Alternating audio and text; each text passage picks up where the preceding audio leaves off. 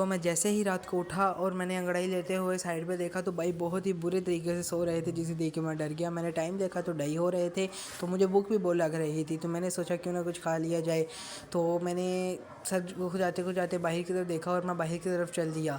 बाहर का दरवाज़ा मैंने जैसे ही खोला तो नज़ारा कुछ अजीब ही था। फुल अंधेरा हुआ पड़ा था, मुझे लगा शायद सुबह हो गई, लेकिन रात के 2:30 बज रहे थे। मुझे लगा शायद दोपहर के बज रहे हैं और साथ में ठंड भी बहुत ज़्यादा थी, मुझे सर्दी बहुत ज़्यादा लग रही। मेरी नज़र जैसे ही किचन की तरफ पड़ी तो मैं किचन की तरफ दौड़ पड़ा।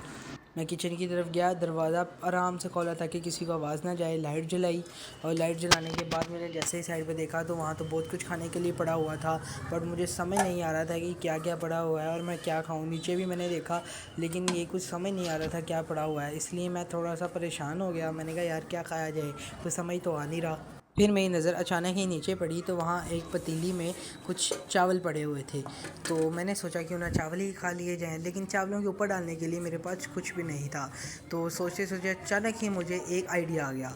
तो मैंने सालन देखा नीचे पड़ा हुआ था, तो मैंने सोचा क्यों ना गर्म कर लिया जाए। तो मैंने सिलेंडर की तरफ देखा, उसे ऑन किया और मैंने सालन पकड़ के आराम से उसे गर्म करने के लिए बैठ गया।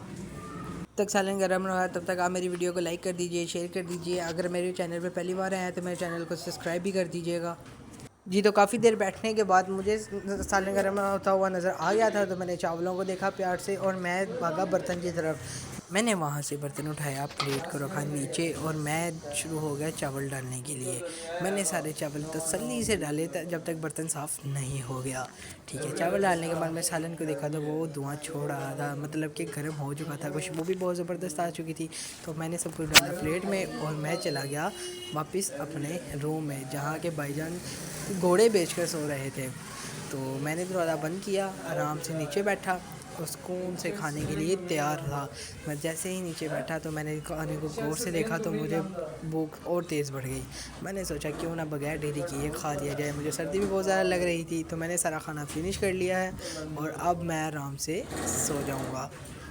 मैं दोबारा फिर से कहूँगा, अगर मेरे व्लॉग पे फर्स्ट टाइम आया तो मेरे चैनल को सब्सक्राइब कर लीजिए। मैं थोड़ी देर रील्स देखी मुँह उठा के रात को इतने टाइम तक, और रील्स देखते देखते मैं बहुत ही बोर हो गया था और मुझे नींद भी बहुत ज़्यादा आ रही थी क्योंकि टाइम काफ़ी हो गया था। तो मैंने फ़ैसला किया क्यों ना सो जिया जाए।